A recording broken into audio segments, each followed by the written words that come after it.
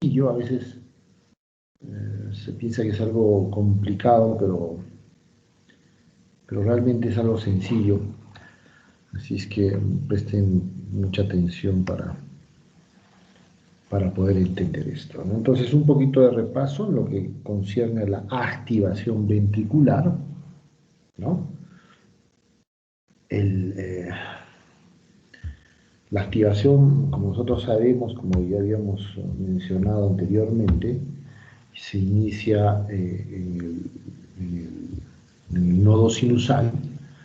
Por los haces internodales viajan hacia el nodo auriculoventricular. Del nodo auriculoventricular bajan por el tronco el haz de His y se dividen en dos grandes ramas, ¿no? La rama izquierda y la rama derecha del haz de His. Estas llegan hasta las fibras de Purkinje, donde llega el impulso eléctrico y se produce la contracción ventricular, ¿no? Entonces esa es más o menos la conducción. Anatómicamente, la rama derecha del haz de His no se divide en ramas importantes, se considera una sola rama, un solo tronco, que es la rama derecha, pero la rama izquierda sí presenta divisiones importantes que son interesantes conocer porque a través de esto vamos a interpretar algunos de los bloqueos o los hemibloqueos de los fascículos, ¿no? La rama izquierda se divide en un fascículo anterior y un fascículo posterior generalmente.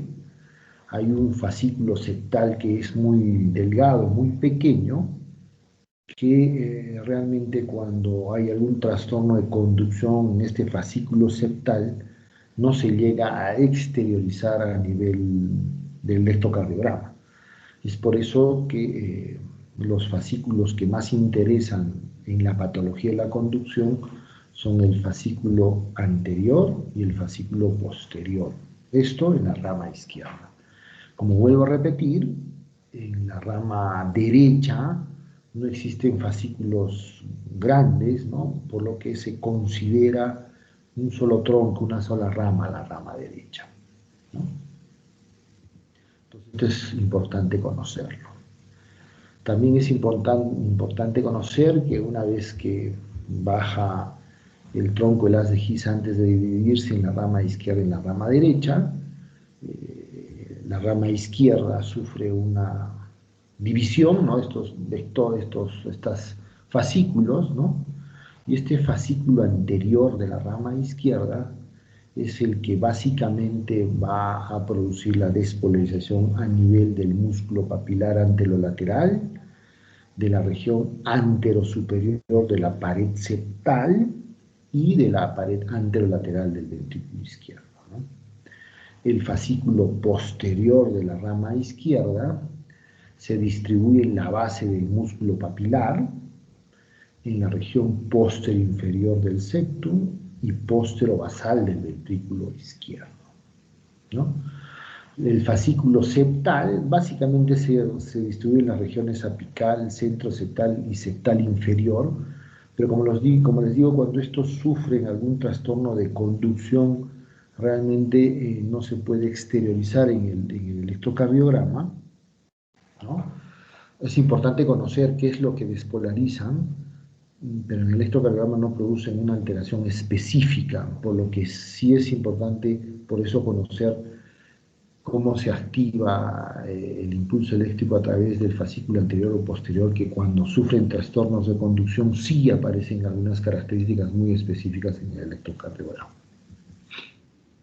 ¿no? Nuevamente, el impulso eléctrico nace en el nodo sinusal, en el electrocardiograma nosotros lo vemos como la presencia de la onda P. Por los haces internodales el impulso eléctrico viaja al nodo auriculoventricular, ¿no? Que actúa como un filtro, ¿no? El impulso baja por el tronco del haz de His y va a despolarizar la rama izquierda con sus dos fascículos anterior y posterior y la rama derecha. Así es como se produce la activación de los ventrículos ¿no? Para que se produzca la sístole. Antes de un fenómeno mecánico, que es la sístole, tiene que haber un fenómeno eléctrico, ¿no? Entonces, a través del fenómeno eléctrico, la consecuencia de este fenómeno eléctrico va a ser la presencia de un fenómeno mecánico, que es la sístole ventricular. También aquí es muy importante conocer que la activación a nivel del septo, o sea, la rama izquierda, este es el nodo AB, este es el tronco del haz de His, esta es la rama izquierda, ¿no? Con su fascícula anterior y posterior, y esta es la rama derecha, pero el septum interauricular, cuando se produce la activación, pues recibe ramas tanto de la rama izquierda como de la rama derecha, ¿no? Entonces, al tener una doble activación el septum, ¿no? Es lo que se denomina la barrera eléctrica intraseptal, ¿no? La barrera eléctrica intraseptal, porque hay fascículos, ramas de la rama izquierda que van a activar el septum interventricular, y también hay ramas, fascículos pequeños de la rama derecha que también van a activar el septum interauricular. Entonces, por eso es que se denomina que se forma en realidad es una línea imaginaria, ¿no? Que es esta línea azul punteada, que es la línea imaginaria que divide, que separa lo que se llama la barrera eléctrica intraseptal, ¿no? Esta barrera, o esta activación a nivel del septum lo produce la rama izquierda, va a producir la despolarización de 2/3 del septum interventricular, mientras que la rama derecha solo produce la activación de 1/3 del tabique, ¿no? Y esto es importante conocerlo, ¿no? Porque algunos de los fenómenos que se van a describir en el electrocardiograma son explicados por esta peculiaridad de la activación del septum interventricular, ¿no? Ahora, en la sumatoria vectorial, tanto de la despolarización de estos los 2/3 del septum interventricular, que produce la despolarización de la rama izquierda, más este tercio de despolarización que produce la conducción por la rama derecha, va a producir esta suma vectorial, ¿no? Va a producir un solo vector, que va a producir la despolarización a nivel del septum de izquierda a derecha y de arriba hacia abajo, ¿no? Entonces, este único vector, este primer vector de despolarización del septo, es el que va a producir, si nosotros tenemos aquí, por ejemplo, B1, va a observar cómo se acerca este pequeño vector. Entonces, en B1 se va a producir una onda R pequeñita, ¿no? Y posteriormente la despolarización de la pared libre del ventrículo izquierdo a nivel de B1 va a ver cómo este gran vector se aleja, lo que va a producir la onda S en B1, ¿no?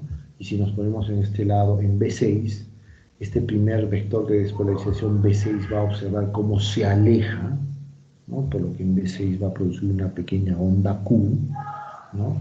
Y este gran vector de despolarización de la pared libre del ventrículo izquierdo a nivel de B6 va a ver cómo se acerca, lo que va a producir la onda R en B6, ¿no? Y este vector de despolarización de la pared libre a nivel de B1 va a ver cómo este vector se aleja y se va a producir la onda S, pues, ¿no?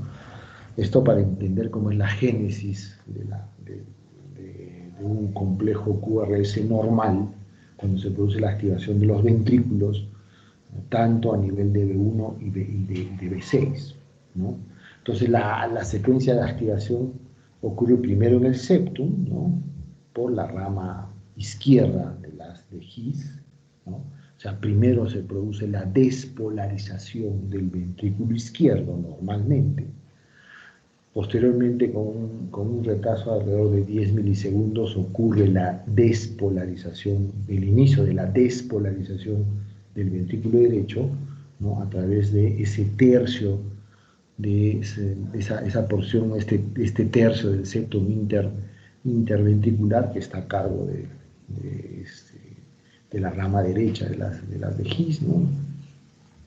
Posteriormente se produce la activación completa del septum, después abarca la pared inferior apical del ventrículo izquierdo, la pared inferior apical del ventrículo derecho, posteriormente las caras laterales tanto del ventrículo izquierdo como del ventrículo derecho, para acabar la activación en la base, ¿no? Lo último que se activa entonces es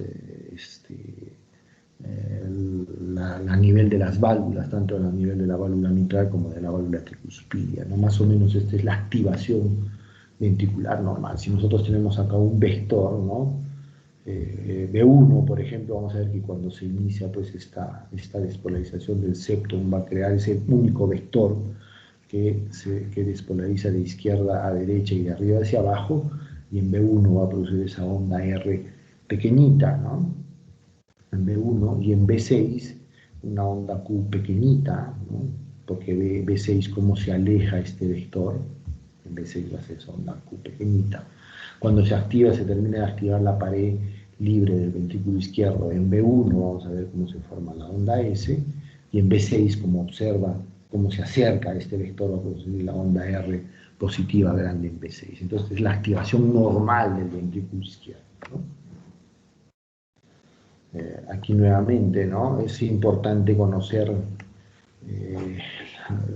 valga la redundancia, la importancia de la activación eléctrica, porque como habíamos mencionado al principio, luego de un fenómeno eléctrico se va a producir un fenómeno mecánico, que es la sístole. O sea, que la sístole al final va a depender mucho de la conducción eléctrica a nivel de los ventrículos, ¿no? Entonces, es un fenómeno muy ligado al inotropismo, ¿no? A la función sistólica biventricular, ¿no? Y la repolarización, ¿no? de las células interviene mucho en la relajación ventricular, ¿no? En este caso la relajación biventricular, y es lo que nosotros evaluamos como el lusotropismo, ¿no? Como característica de la fibra miocárdica. Esto es importante conocerlo porque una de las principales patologías en las enfermedades cardiovasculares es la presencia del síndrome de insuficiencia cardíaca, ¿no? Eh, y aquí quitémonos un poquito de la cabeza la clasificación de insuficiencia cardíaca derecha, insuficiencia cardíaca izquierda, porque cuando se hace esa diferenciación, básicamente estamos hablando de un fenómeno, de una alteración netamente en la función sistólica biventricular, ¿no? Ya desde un tiempo a esta parte, pues la clasificación de insuficiencia cardíaca más está en función a la fracción de eyección, que la fracción de eyección no es otra cosa que el gasto cardíaco expresado en porcentaje. Y este gasto cardíaco, tanto del ventrículo izquierdo como del ventrículo derecho, depende mucho de la función sistólica, pero también de la función diastólica, o sea, del lusotropismo y del inotropismo del ventrículo izquierdo y del ventrículo derecho. Entonces, conocer estas alteraciones eléctricas es entender qué fenómenos se pueden producir si hay estas alteraciones a nivel de la activación eléctrica, para un poquito comprender la fisiopatología de este gran síndrome que es el síndrome de insuficiencia cardíaca. Si nosotros entendemos esto, o sea que si hay una activación normal, secuencial, como estamos viendo, primero a nivel del septum, de abajo hacia arriba y de izquierda a derecha, se activa después todo el septum, el ápice del ventrículo izquierdo y el ventrículo derecho, las paredes laterales de ambos ventrículos y las bases de ambos ventrículos, se sigue esa secuencia. Entonces estamos entendiendo que existe un fenómeno de sincronismo, o sea, todos los segmentos en forma concatenada, en forma progresiva se van activando, y eso le va a conferir al corazón esta función, este fenómeno de sístole y diástole en el ciclo cardíaco en forma sincrónica, ¿no? Porque primero se va a activar los ventrículos para producir el fenómeno sistólico y de la misma manera en un fenómeno reverso, adverso, perdón, un fenómeno de progresión inversa, se va a producir la repolarización, ¿no? Con lo cual ese fenómeno de relajación también va a ser de forma sincrónica, ¿no? Entonces, este sincronismo, tanto en la sístole como en la diástole, le va a conferir pues, un trabajo cardíaco óptimo a los ventrículos, por lo cual se explica por qué el corazón pues, es una máquina, es una bomba perfecta, ¿no? Empecemos a entender, por ejemplo, cómo, hablemos específicamente del ventrículo izquierdo, cómo el ventrículo izquierdo sufre un acortamiento longitudinal, ¿no? Un acortamiento longitudinal durante la sístole, ¿no? Recordemos que durante la sístole, pues, aquí se encuentra la válvula mitral, sufre un acortamiento del ventrículo izquierdo porque el plano valvular mitral se acerca hacia el ápex, ¿no? Como un acordeón, ¿no? El ventrículo izquierdo del corazón en sí es una masa compacta, este acortamiento en forma recíproca va a producir un engrosamiento de las paredes, ¿no? Reduciendo la cavidad ventricular, y un fenómeno de torsión a nivel de la base, o sea, donde se encuentran las válvulas, va a haber un fenómeno de torsión horario, y a nivel del ápex un fenómeno de torsión antihorario, ese mecanismo que nosotros hacemos cuando escurrimos una toalla húmeda, por ejemplo, ¿no? Con la mano izquierda podemos girar en forma horaria y con la mano derecha en forma antihoraria o viceversa, pero ese fenómeno de torsión más el acortamiento longitudinal del ventrículo más el engrosamiento de las paredes hacen que este cambio de volumen dentro del ventrículo produzca una sístole efectiva y eso explique un trabajo cardíaco óptimo en el corazón. Pero este trabajo óptimo se lleva a cabo siempre y cuando hay un sincronismo de todos los segmentos, ¿no? Entonces, para que haya un sincronismo en todos los segmentos, se entiende que debe haber una activación eléctrica en forma secuencial. Y en el fenómeno de la repolarización, este fenómeno secuencial también debe existir para que los segmentos se relajen de la misma forma como se han activado, ¿no? Y el corazón se prepare en el siguiente ciclo cardíaco para recibir la sangre y la diástole en forma óptima. Entonces, esta es la razón por la cual hay que ser un poquito reiterativo en cómo ocurren los fenómenos de activación eléctrica, porque de esta manera entendemos algunos de los aspectos importantes en la fisiopatología del síndrome de insuficiencia cardíaca, que en algún momento ojalá podamos tocarlo más a fondo, porque es interesante, ¿no? Pero en resumidas cuentas, o sea, esta frase donde dice que al fenómeno eléctrico, al fenómeno mecánico le precede un fenómeno eléctrico, se refiere a lo que me estoy hablando en este momento, ¿no? Entonces, si hay asincronismo, o sea, si hay una alteración en la activación eléctrica, pues esto va a producir cierto grado o sea, el corazón comienza a perder su trabajo cardíaco óptimo, con lo cual el paciente comienza a presentar signos de insuficiencia cardíaca.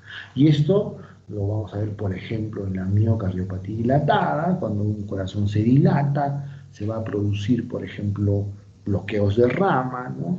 Este deterioro progresivo del miocardio hace que haya una pérdida pues, de estructuras como el colágeno, ¿no? Y esto va a hacer que la conducción eléctrica no sea homogénea, sino sea heterogénea, por los trastornos de conducción eléctrica en los diferentes segmentos. Esto va a llevar a un asincronismo, lo cual va a llevar pues, al paciente a un síndrome de insuficiencia cardíaca izquierda. Para que tengan una idea, por ejemplo, los pacientes con miocardiopatía dilatada que tengan bloqueo de rama izquierda, o sea, estos pacientes están alrededor de la tercera parte de la mitad, o sea, entre 30 y 50%, en 30 y 50% de los pacientes con miocardiopatía dilatada tienen bloqueo de rama izquierda, que es un marcador de riesgo para insuficiencia cardíaca y es un predictor independiente de mortalidad. O sea, hay algunos predictores de mortalidad en las diferentes enfermedades cardiovasculares. En la miocardiopatía dilatada, uno de ellos es la baja fracción de eyección. O sea, ese gasto cardíaco reducido, ¿no?, es un factor, un predictor independiente de mortalidad, pero también lo es la presencia del bloqueo rama izquierda, ¿no? Si el paciente tiene una miocardiopatía dilatada y además tiene bloqueo de rama izquierda, por ese fenómeno ya aumenta el riesgo de mortalidad de estos pacientes. Así de interesante es esto.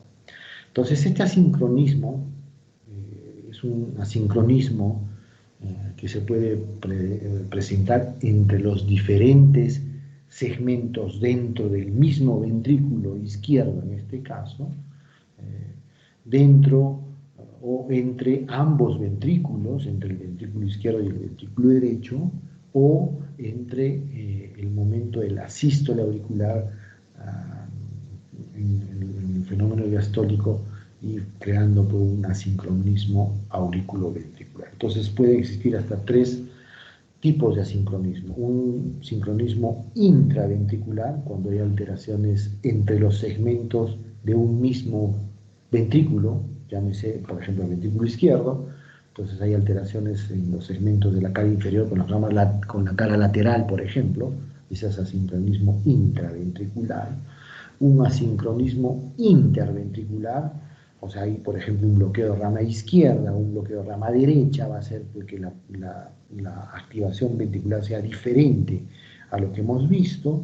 Eso va a crear un fenómeno de asincronismo interventricular entre el ventrículo derecho y el ventrículo izquierdo, que va a contribuir a la presencia de insuficiencia cardíaca. Y también puede existir un asincronismo auriculoventricular entre las diferentes fases de llenado auricular y la activación ventricular, por lo cual crea este fenómeno de asincronismo auriculoventricular. Esto va a llevar como consecuencia un retardo en la activación del ventrículo izquierdo, ¿no?, con una activación anormal, pues se pierde esa homogeneidad en la activación secuencial de los diferentes segmentos. Esto va a producir una alteración en el acortamiento telediastólico del ventrículo izquierdo. Se va a crear un fenómeno de movimiento de septum paradójico, o sea, mientras un segmento esté en sístole, mientras un segmento septal esté en sístole, un segmento de la pared posterior esté en diástole. Esto va a hacer, por ejemplo, en algunos pacientes aumentar la insuficiencia mitral. Este grado de asincronismo es una de las causas de la insuficiencia mitral funcional, ¿no? Puede existir una insuficiencia mitral diastólica cuando sabemos por fisiología que la insuficiencia mitral orgánica es netamente sistólica, ¿no?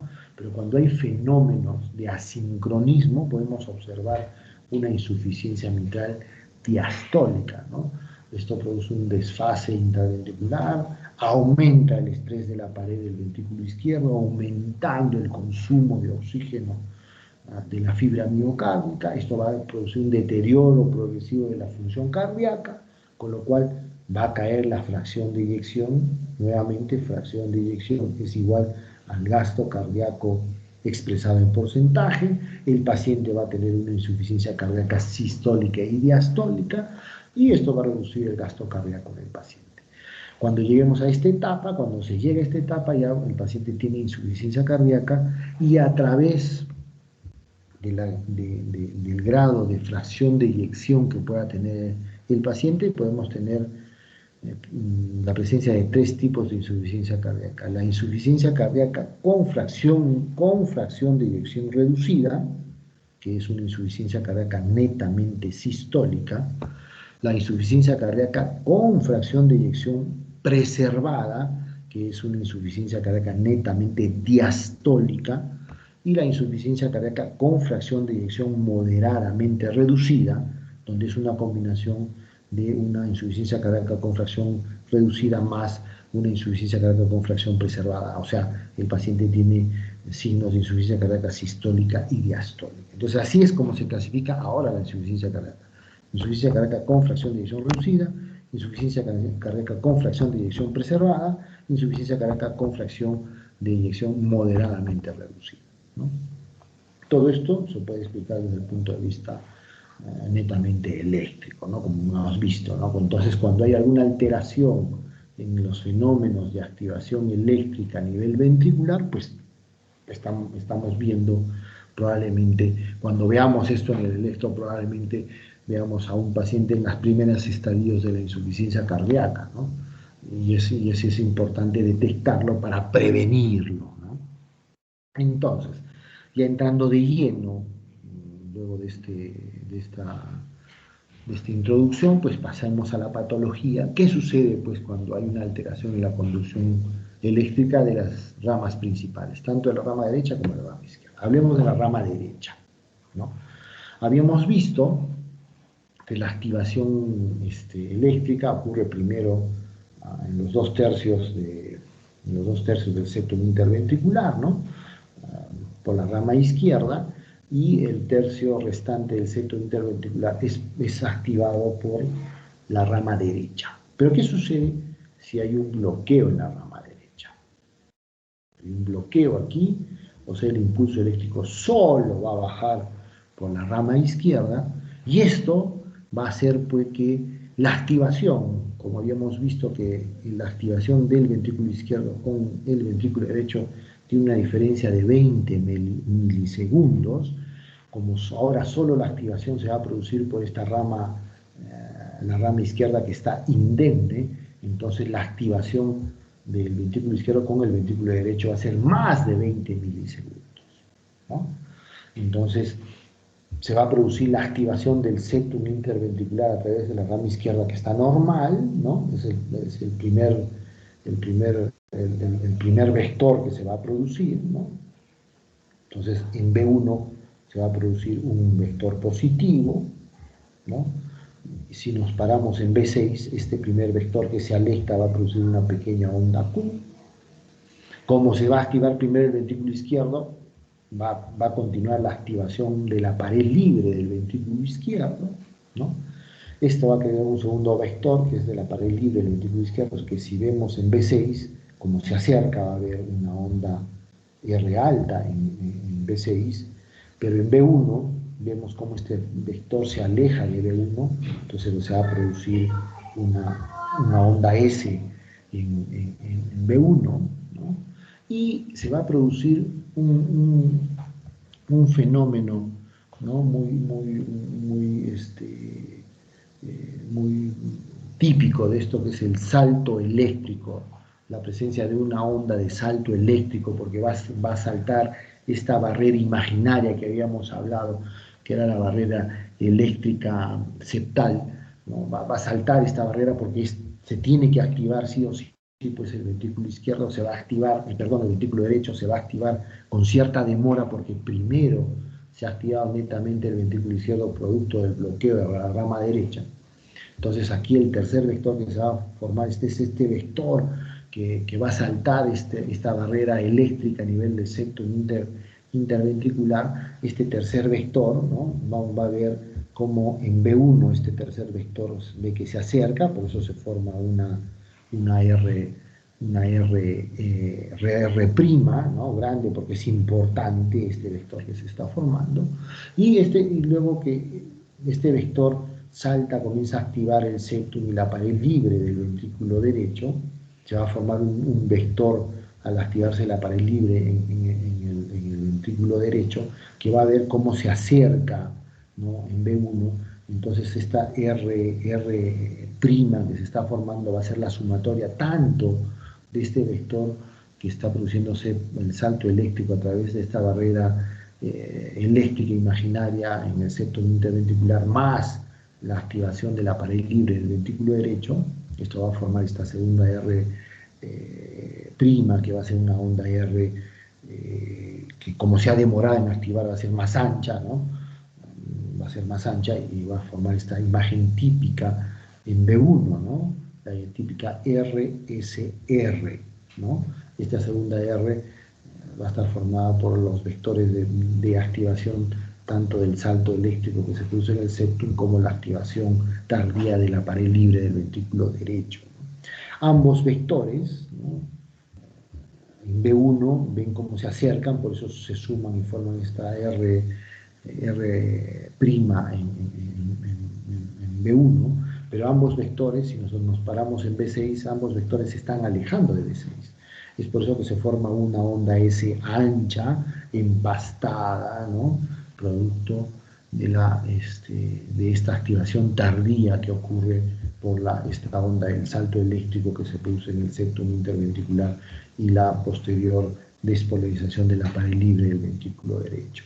Entonces en B1 vamos a ver RSR en la presencia de un QRS ancho, ¿no?, y a nivel de B6 vamos a ver una Q pequeñita, una R alta y una S ancha, ¿no?, producto de la despolarización de los vectores 3 y 4, producto del bloqueo de la rama derecha, ¿no? Entonces, nuevamente, la activación septal se ha producido el bloqueo de la rama derecha, para que pueda entenderse. Esta despolarización a nivel del septum, dependiente de la rama izquierda, en B1 va a producir el primer vector, que es esta onda R. En B6 va a ver cómo se aleja este vector, por eso se produce la onda Q en B6, ¿no? Posteriormente se activa la pared libre del ventrículo izquierdo, ¿no? En B1 va a ver cómo se aleja este gran vector, se produce una onda S. En B6 este gran vector se acerca, va a producir una onda R, ¿no? Y posteriormente este vector de salto eléctrico a nivel del septum más el vector de activación de la pared libre del ventrículo derecho van a producir esta onda R', que va a ser gruesa. Como estos vectores en B6 van a ver cómo se alejan, va a producir esa onda S ancha en B6, ¿no? Entonces aquí la activación, como vemos, en B1, una R, una S, una R' ancha, ¿no? Y en B6 una Q, una R y una S también ancha, producto de la sumatoria de los últimos dos vectores que se han activado, tanto por el salto eléctrico en la barrera eléctrica en el septum interventricular como la pared libre del ventrículo derecho, ¿no? Si hacemos la comparación de la activación normal, que es sincrónica, ¿no? Primero se produce la activación del ventrículo izquierdo y después del ventrículo derecho con un retardo de 20 milisegundos, que es casi nada, ¿no? Por eso casi simultáneamente se produce la activación de ambos ventrículos, lo cual produce en B1 este típico complejo QRS y en B6 este típico complejo QRS, ¿no? Pero cuando hay un bloqueo de rama derecha se va a producir un asincronismo, porque primero se va a producir la activación del ventrículo izquierdo y posterior a la activación del ventrículo izquierdo ocurre la activación del ventrículo derecho, lo cual va a producir a nivel de B1 esta típica imagen de RSR ancha, esta R' ancha, y en B6 un QRS con la onda S también ancha, ¿no?, típico del bloqueo de rama derecha, ¿no? Para explicar el siguiente componente común, típico en el bloqueo de rama derecha, que es al bloqueo de rama derecha se contrapone una onda T negativa, ¿no? El sentido de la despolarización, ¿no?, como hemos visto,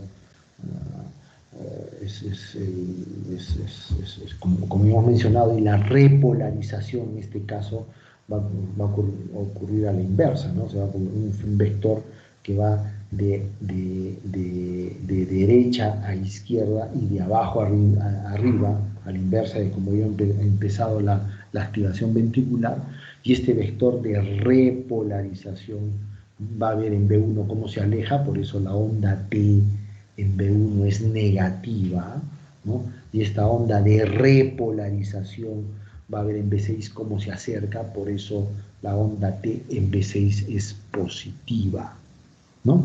Que eso es lo típico del bloqueo de rama derecha, ¿no? Una imagen de QRS una imagen de R en B1 con onda T negativa, y a nivel de B6 una Q pequeñita RS con una RS ancha en presencia de una onda T positiva, ¿no?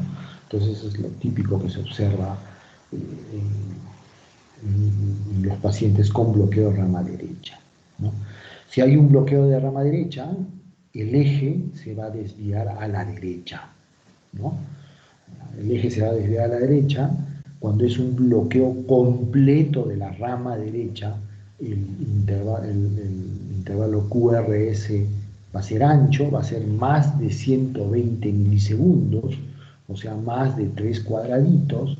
Ese le confiere el título de bloqueo completo de rama derecha, ¿no?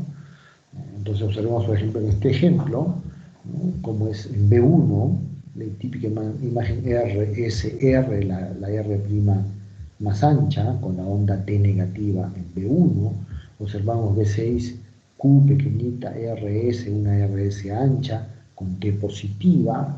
Vemos el eje, ¿no? El eje, en este caso está indeterminado porque todos son RS, ¿no? Aquí no hay desviación a la derecha, pero el QRS en este ejemplo es más de 120 milisegundos. Entonces podemos decir que este paciente tiene un bloqueo completo de rama derecha, ¿no?, porque el ancho del QRS es mayor a 120 milisegundos. Aquí en el gráfico está más o menos 1, 2, 3, 4, 160 milisegundos, por ejemplo, ¿no?, que es más de 120, y se cataloga como un bloqueo de rama derecha completo. Ahí, más de 4, en este caso 4 cuadraditos, 120 milisegundos, y la onda T negativa en B1, ¿no?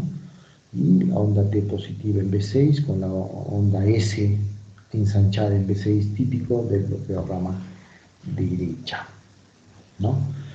Cuando en algunos casos el bloqueo de la rama derecha es incompleto. ¿Qué quiere decir que es incompleto? O sea, que se produce el paso del impulso eléctrico por la rama derecha, pero muy retrasado, ¿no?, en relación a lo normal, a diferencia del bloqueo completo, donde no pasa el impulso eléctrico por la rama derecha. Toda la activación del ventrículo derecho es a expensas de la rama izquierda del ventrículo, de la rama izquierda del haz de His, ¿no? Pero en el bloqueo incompleto hay el pasaje del impulso eléctrico por la rama derecha está retardado simplemente, pero pasa, ¿no?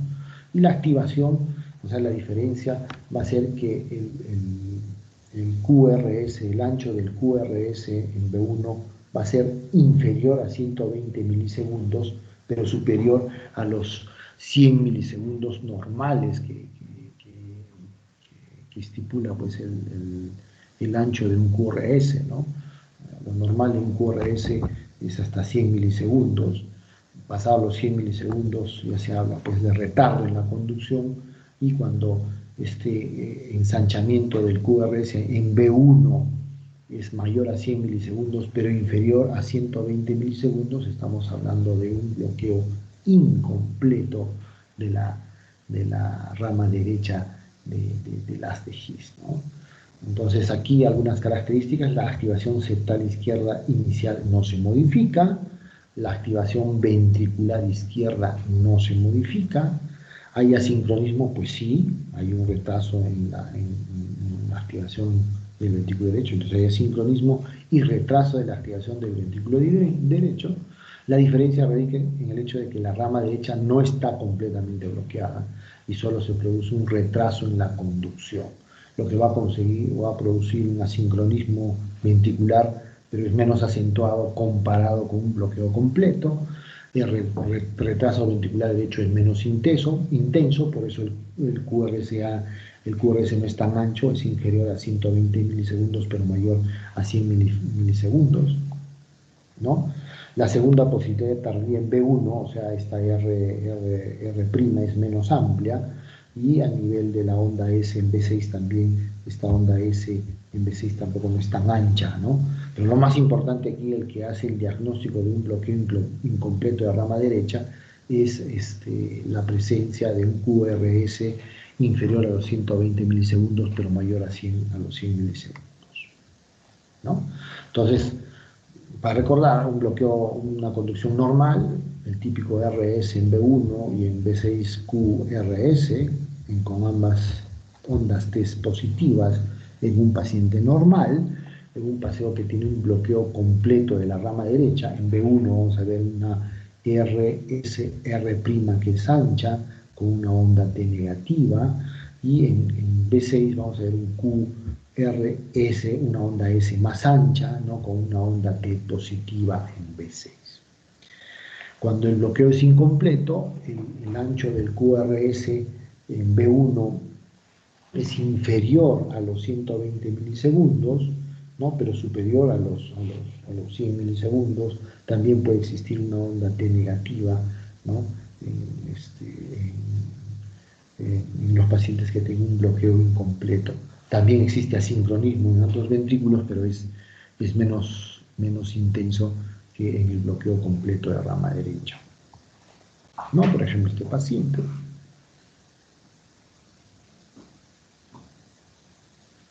Observen cómo es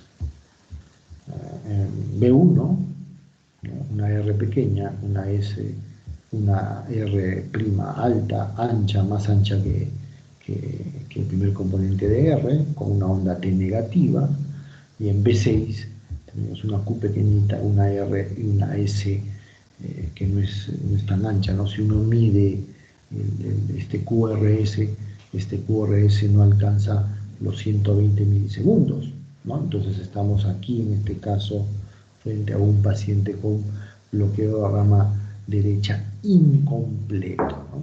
Pues simplemente el ancho del QRS hace la diferencia en decir que un paciente tiene un bloqueo de rama derecha completo o incompleto, ¿no?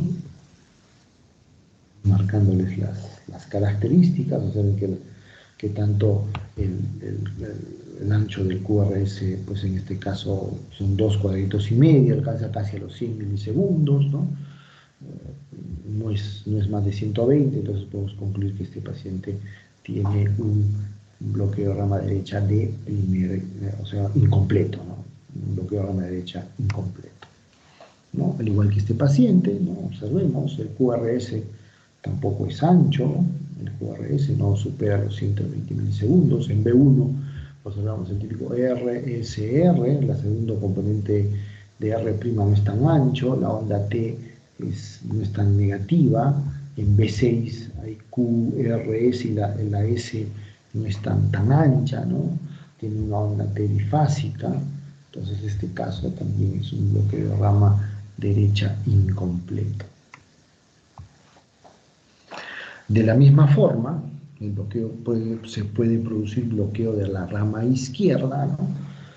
La peculiaridad de la rama izquierda, como habíamos visto, básicamente tiene 3 fascículos, pero los que causan alteraciones específicas en el electrocardiograma son la rama anterior y la rama posterior de la rama izquierda, ¿no? Son los que van a traer alteraciones electrocardiográficas que podemos determinar, o sea, podemos llegar a la conclusión que esos cambios electrocardiográficos dependen de un bloqueo del fascículo anterior o de un bloqueo del fascículo posterior. El fascículo intermedio que despolariza el septum, como les había manifestado al principio, cuando tienen bloqueos a este nivel, no muestran características eléctricas en el electrocardiograma relevantes como para poder concluir que el bloqueo es a este nivel. ¿Ok? Entonces, en este caso, se ha producido un bloqueo en la rama izquierda. Entonces, el impulso eléctrico viene del nodo sinusal por los haces internodales hacia el nodo auriculoventricular, y el impulso solo baja por la rama derecha, porque la rama izquierda está completamente bloqueada.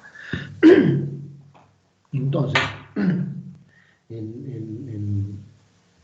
el primer que se llama, el primer vector de despolarización, en este caso, ¿no? va a ser a nivel de la punta del ventrículo izquierdo, ¿no? Perdón, del ventrículo derecho, por lo que se está produciendo la activación a nivel de la rama derecha del haz de His, ¿no? Este vector va a producir una onda R muy, muy pequeñita, ¿no? O sea, va a producir una onda muy, muy pequeñita en B1, ¿no? Una onda R muy pequeñita, y en la onda en B6, una onda R que va a ser la sumatoria de los siguientes vectores, ¿no? Al producirse primero la activación en el ápex del ventrículo derecho, el segundo vector de despolarización va a ser este salto eléctrico que se produce a través de la barrera eléctrica septal, pero esta vez va de derecha a izquierda, y se va a formar un vector grande, ¿no? Un vector importante, y se va a también producir posteriormente la activación a la inversa de lo que normalmente ocurre en los 2/3 de grosor del septum interventricular, ¿no? Que es la activación va a ocurrir de derecha a izquierda y de abajo hacia arriba, ¿no? A la inversa de lo que ocurre normalmente, porque normalmente ocurre que estos 2/3 que son producidos por la activación de la rama izquierda ocurren de derecha a izquierda y de arriba hacia abajo. En este caso, como está bloqueada la rama izquierda, ocurre lo inverso.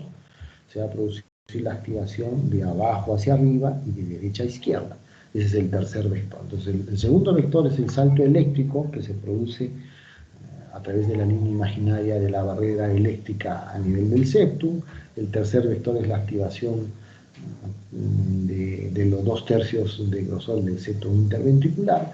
Ambos vectores en B1 va a ver cómo se alejan, por eso es la sumatoria, ¿no?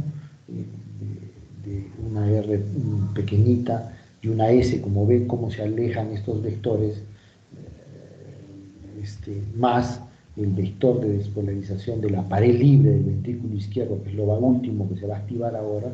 Estos tres vectores van a producir en B1, como los tres se alejan de B1, van a producir una onda R profunda. En algunos casos no se observa onda R, y en otros casos una R pequeñita, una R embrionaria, en presencia de un QRS ancho nuevamente, porque los bloqueos denotan un enlentecimiento en la despolarización, y eso se traduce con un mayor tiempo de duración del QRS, por eso el QRS es más ancho, ¿no? Si observamos B6 vamos a observar cómo B1 se le acerca, el primer vector se le acerca, el segundo vector del salto eléctrico se le acerca, el tercer vector de despolarización de los 2/3 del septum interventricular se le acerca, más el vector de despolarización de la pared libre del ventrículo izquierdo, y esa sumatoria va a hacer pues que se presente un QRS ancho en B6, ¿no? Una R alta con un QRS ancho empastado en B6, y en forma análoga se va a producir una onda T negativa, porque en este caso la onda de repolarización va a ser de izquierda a derecha, ¿no? Al producirse la onda de despolarización de izquierda a derecha, en B6 vamos a ver cómo ese vector de repolarización se aleja, por lo cual la onda T es negativa, y esta onda de repolarización en B1 va a ser cómo se acerca, por eso la onda T es positiva, la onda T de repolarización. No nos confundamos, ¿ya? Es algo sencillo esto. Entonces, nuevamente, la activación septal se produce bloqueo de la rama izquierda, entonces todo el impulso eléctrico se va a producir por la rama derecha. Lo primero que se va a despolarizar va a ser por la pared libre del ventrículo, el ápex del ventrículo derecho, más el salto eléctrico que se produce, el salto de este vector a nivel de la barrera eléctrica del septum interventricular. El resto del septum interventricular va a ser el tercer vector, y más la pared libre del ventrículo izquierdo. Eso va a denotar que se forme pues en B1 en algunos casos ausencia de la onda R con una onda S ancha, ¿no? Con una onda S ancha, ¿no? Y en B6 vamos a ver una onda R alta, ancha, un QRS ancho, ¿no? Con una onda T negativa, ¿no? Que es lo típico del bloqueo de rama izquierda, ¿no? Del mismo modo, cuando se compara pues, la activación normal, como habíamos visto, cuando hay bloqueo de la rama izquierda, primero se va a activar el ventrículo derecho, que eso es anormal, y posteriormente a la activación del ventrículo derecho se activa el ventrículo izquierdo, por eso el tiempo de activación es mayor, ¿no? Es más largo, con los vectores que hemos mencionado, por eso en B1 se observa una imagen de una R pequeñita y una S profunda ancha, o simplemente no hay onda R, entonces se llama QS esa onda que es ancha en B1, y en B6 se va a producir un QRS ancho, solo una onda R, ¿no? Empastada, que es típico del bloqueo de la rama. Del mismo modo se va a producir asincronismo, aquí el asincronismo es mayor, cuando hay bloqueo de la rama izquierda es mayor el asincronismo, por eso está asociado más estos pacientes a riesgo de insuficiencia cardíaca porque el asincronismo intraventricular e interventricular es muy, muy marcado, ¿no? Y las características típicas del paciente pues, que tiene bloqueo de rama izquierda es que el eje se desvía a la izquierda, ¿no? En B1 podemos ver una R embrionaria o ausencia de onda R con una onda S profunda ancha, con una onda T positiva, y en B6 vamos a ver una onda R alta, empastada, con QRS ancho en presencia de una onda T negativa, producto de la despolarización anormal inversa que se produce en estos pacientes cuando tienen bloqueo de rama izquierda.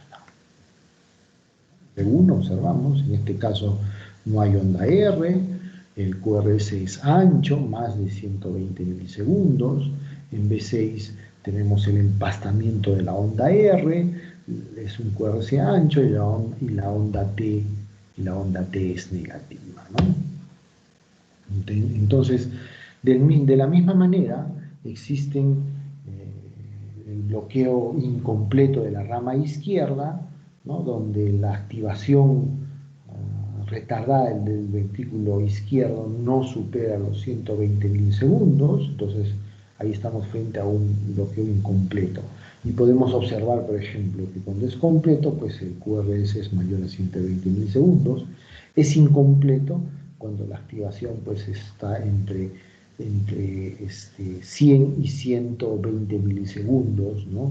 Para hablar de un bloqueo incompleto de rama izquierda, ¿no? Cuando lo normal sabemos que el QRS pues está entre 80 y 100 milisegundos, ¿no? Entonces, hablamos en este caso de la presencia de bloqueo de rama izquierda, cuando cumplen los criterios más un QRS por encima de 120 milisegundos, o un bloqueo incompleto cuando cumple los criterios, pero el QRS no supera los 120 milisegundos, está entre 100 y 120 milisegundos, ¿no? Aquí en el ejemplo, por ejemplo, el paciente, el eje está a la izquierda, un paciente con ritmo sinusal, observamos en B1 sí tiene una R embrionaria con una onda S profunda, en presencia de un QRS ancho, la onda T es positiva en B1, vamos a B6, observamos un QRS ancho en B6, la onda R tiene un empastamiento, ¿no? Es ancha y tiene un empastamiento, y la onda T es negativa. Entonces, típico de un bloqueo completo de rama izquierda en este paciente, ¿no? Observamos las características, la onda R, el QRS ancho, en este caso son 3 cuadraditos, ¿no? Un poco más de 3 cuadraditos incluso, más de 120 milisegundos. En B6 la onda R está empastada, ¿no? Y el QRS es ancho y la onda T es negativa, ¿no? Observamos este caso, por ejemplo, también, ¿no? Donde el eje está a la izquierda, el ritmo es sinusal, ¿no? Tiene un poquito de onda R, como también eso es permitido, ¿no? Una onda R embrionaria con una onda S ancha en presencia de una onda T positiva en B1, en B6 tiene la onda R con un empastamiento de la onda R y la onda T es negativa. Entonces esto también es un bloqueo completo de la rama izquierda, ¿no? Del mismo modo en este paciente, ¿no? Un paciente que tiene el ritmo sinusal, el eje está a la izquierda, ¿no? En B1 tiene onda R y una onda S ancha con onda T positiva, y en B6 tiene una onda R con empastamiento más una onda T negativa. Típico bloqueo completo de rama izquierda, ¿no? Habíamos visto que la rama izquierda tiene dos fascículos, que es el fascículo anterior y el fascículo posterior, ¿no? Entonces estos fascículos también se pueden bloquear, ¿no? Es la peculiaridad del bloqueo de rama izquierda, que puede ser un bloqueo del tronco de la rama izquierda o puede ser un bloqueo de sus fascículos, el anterior o el posterior, ¿no? Cuando hablamos de un bloqueo, del bloqueo del fascículo anterior, eso se denomina, lo van a encontrar en los libros, como un hemibloqueo anterior izquierdo, ¿no? Porque no es un bloqueo completo. O sea, acá se deduce pues, que el bloqueo del fascículo anterior o el bloqueo del fascículo inferior son bloqueos incompletos de la rama izquierda, ¿no? Entonces, cuando hay un bloqueo del fascículo anterior o el fascículo posterior se llama hemibloqueo. Entonces hay un hemibloqueo, en este caso hemibloqueo anterior izquierdo, se produce un bloqueo en el fascículo anterior, en este caso en el fascículo anterior de la rama izquierda, es la rama izquierda, el tronco de la rama izquierda se divide en el fascículo anterior y el fascículo posterior, entonces se produce un bloqueo en el fascículo anterior, y eso va a producir alteraciones que se observan generalmente en dos de las derivadas bipolares, ¿no? En D1 y en D3. Al producirse este bloqueo del fascículo anterior, entonces la activación se produce a través del fascículo posterior. Entonces D1 observa que el fascículo posterior se aleja, entonces vamos a ver una onda S, la presencia de una onda S importante en D1, y en D3 vamos a observar cómo la activación del fascículo posterior va a ver cómo se acerca este vector de despolarización. Entonces en D3 vamos a ver la presencia de una onda R positiva, ¿no? Y posteriormente se produce la activación del resto de la pared anterior del ventrículo izquierdo en forma retardada, ¿no? Porque el fascículo anterior estaba bloqueado, y al producirse esta activación del resto de la pared, vamos a ver cómo en D1 este vector está observándose cómo se aleja, perdón, en D3 estamos observando cómo se aleja, y entonces vamos a ver que se produce una onda S profunda, y más o menos en D1 vamos a observar cómo se acerca el resto del vector que comienza a activar la zona bloqueada, lo que va a producir una onda R en D1. Entonces, lo típico en estos pacientes, vamos a ver que en D1 hay una imagen de QR, ¿no? Y en D3 es una R con una S, ¿no? Como aquí, por ejemplo, ¿no? En D1, aquí, en D1 observamos una pequeña Q y la onda S. En D3, una R con una S, ¿no? Observamos eso igual, o sea, se observa en D1 y en D3, pero la cara inferior, que es la que se va a activar primero, va a tener las mismas características, o sea, vamos a observar esa RS, una S más profunda en D2, D3 y ABF, y también con una onda S en B5 y en B6. Si uno ve el eje está a la izquierda. Entonces, la primera pregunta que uno se debe hacer cuando un paciente está analizando el electro y analiza el eje, y el eje está en la izquierda y el QRS es angosto, como en este caso, entonces no sé por qué el eje está a la izquierda. Probablemente ese paciente tenga un hemibloqueo anterior izquierdo, ¿no? Entonces uno busca las características de la onda Q, en D3 la RS, vemos S en D2, D3, en B5, B6 con el eje a la izquierda. Este paciente tiene un hemibloqueo anterior izquierdo. Ahí está la Q en D1, la R alta en D1, en D3 observamos la onda R embrionaria, ¿no? Con la onda S profunda, tanto en D3 como en ABF, como ya hemos manifestado, ¿no? En este paciente igual, uno observa, es un paciente que está en ritmo sinusal, hay una onda P, ¿no? Hay una onda Q en D1 con una onda R alta, en D3 observamos una onda R con una onda S profunda, observamos el mismo patrón en D2, D3 ABF, ¿no? Lo mismo observamos la onda S en B5, B6, el eje está a la izquierda, entonces este paciente en presencia de un QRS angosto, estamos frente a un paciente que tiene un hemibloqueo anterior izquierdo.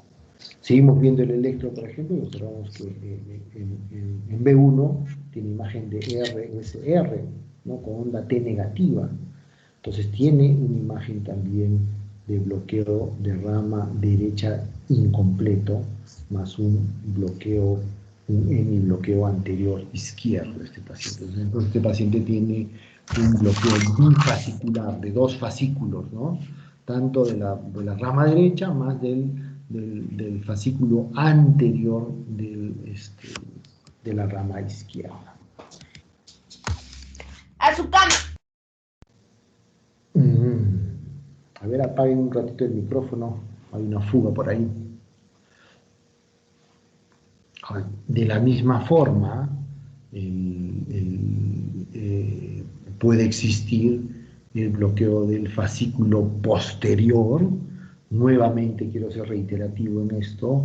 Si es un bloqueo de los fascículos, es un bloqueo incompleto de la rama izquierda, por eso se llama, cuando hay bloqueo, en este caso el fascículo posterior, hemibloqueo posterior izquierdo, ¿no? Del mismo modo, el fascículo posterior está bloqueado, entonces la activación ocurre por la rama izquierda, primero por el fascículo anterior, ¿no? Entonces, este paciente en D1 vamos a observar que este fascículo se acerca a D1, pues vamos a ver una onda R en D1, y si vemos en D3 vemos como la activación del fascículo anterior se aleja, por lo que se ve una onda Q en D3. Posteriormente se activa la parte del fascículo posterior que está bloqueado, es la que se continúa en la activación, ¿no? Y al ocurrir este vector en D1, vamos a ver cómo este vector se aleja, por eso se produce una onda S en D1, y en D3 vamos a observar cómo este vector se acerca, por eso se produce una onda R, ¿no? Más o menos a la inversa de lo que ocurre en el fascículo anterior. Entonces, en D1 vamos a observar una onda R pequeñita con una onda S, en D3 una pequeña onda Q con una onda R, el eje se desvía a la derecha cuando hay hemibloqueo anterior izquierdo, el eje está a la izquierda, y cuando hay hemibloqueo posterior izquierdo, el eje se desvía a la derecha, ¿no? Por eso el eje acá está a la derecha, ¿no? En este paciente que tiene un hemibloqueo posterior izquierdo, ¿no? Entonces, en el hemibloqueo anterior izquierdo vamos a observar un aspecto de QR en D1 y RS en D3. Y el eje está a la izquierda. Cuando observamos un hemibloqueo posterior izquierdo, vamos a encontrar a la inversa, o sea, el QRS en D1 va a ser una imagen de RS y de QR en D3, pero el eje se encuentra a la derecha. Entonces es importante, es la diferenciación, ¿no? Cuando observemos un electro y veamos que un electro tiene el eje a la derecha y no tiene bloqueo de rama derecha, entonces hay que buscar los criterios para ver si el paciente tiene un hemibloqueo posterior izquierdo. ¿Alguna pregunta, chicos?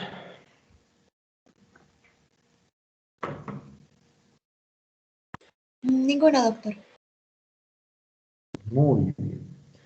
¿Cuándo es tu próximo examen, sabe?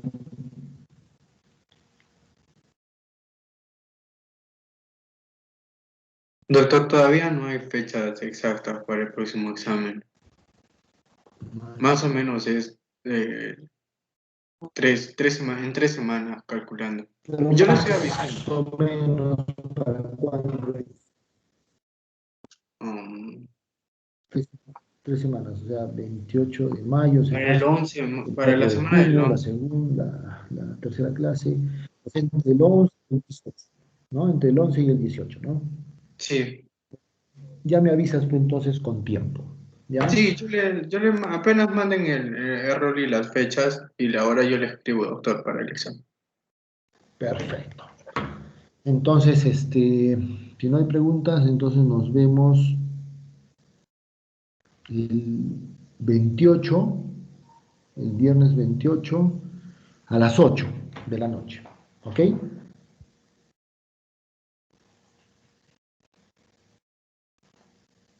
Doctor, para el viernes 28 hay algunos chicos que tienen el examen de medicina del tercer módulo y normalmente suele ser a las 10 de la noche. No sé si la podamos hacer un poquito más temprano. Ya a las 7 entonces. Ya, ya, doctor. Perfecto, entonces la clase va a ser a las 7, ¿ya? Mejor que me has dicho ahora para no que se llama, para no comprometerme y no meter la pata. Perfecto. Entonces a las 7 nos vemos el próximo viernes. ¿Listo? Ya, doctor, muchas gracias. Listo, nos vemos. Adiós. Hasta luego. Hola, doctor, gracias. Pero, Chicos, doctor. adiós, chicos. Hasta Vayan a luego. estudiar, por favor. Salud.